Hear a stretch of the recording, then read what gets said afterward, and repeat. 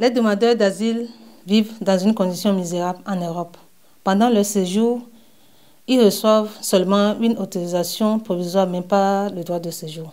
Sie müssen sowohl mit Residenz- und Lagerpflicht als auch mit Arbeits- und Studienverbot leben, ohne überhaupt einen sicheren Aufenthalt in Aussicht zu haben. After September 2014 is legally fixed Macedonian, Bosnian, Serbian defined safe home countries. إن الحزب الديمقراطي المسيحي والحزب الديمقراطي الاجتماعي قررا الآن وافقا على جعل قوانين اللجوء السياسية مهمة صعبة جدا لطالبي اللجوء.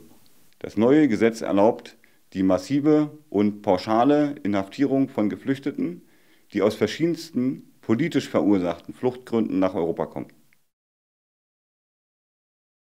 Neu ist die sogenannte Fluchtgefahr und die damit verbundene Abschiebehaft. आपका जुर्म ये है कि आप महाजरीन हो. Because you have no identification papers with you. You have arrived through any other EU countries. Wenn du jemanden bezahlt hast, der dir bei der Flucht geholfen hat. Sie glauben, dass du dich der Mitarbeit mit den Behörden verweigerst oder du fehlerhafte Angaben über deine Identität gemacht hast. قررا أنك قد تسجن لمدة تصل ل 18 شهر فقط لأنك قررت أن تطلب حق اللجوء السياسي الآن.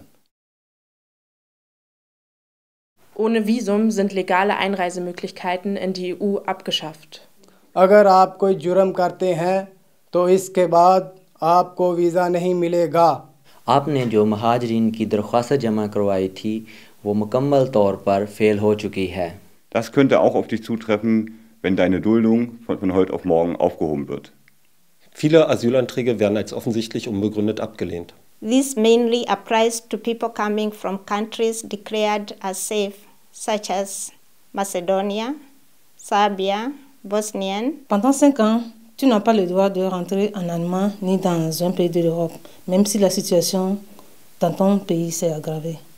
अगर आप कोई जुर्म करते हैं तो इसके बाद आपको वीज़ा नहीं मिलेगा. إذا كنت قد قدمت للجوء سياسي في ألمانيا وأنت تحت سن 17 عام. Für ein Bleiberecht als minderjähriger Geflüchteter musst du bis zum 21. Lebensjahr 4 Jahre Aufenthalt und eine Schulbildung nachweisen.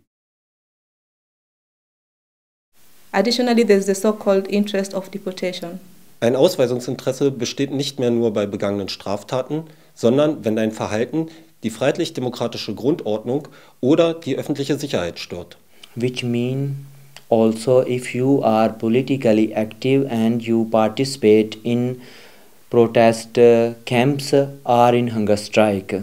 जो नया कानून आया है इसमें बहुत से लोग जेल जा सकते हैं.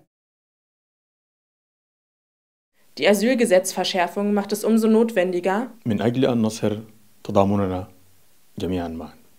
To prevent and stop deportations. To take care of each other. एक दूसरे के साथ और एक दूसरे के लिए. Für ein wirkliches Recht auf Asyl, gegen Dublin II und III. Lutter contre la nouvelle loi d'asile, empêcher la déportation.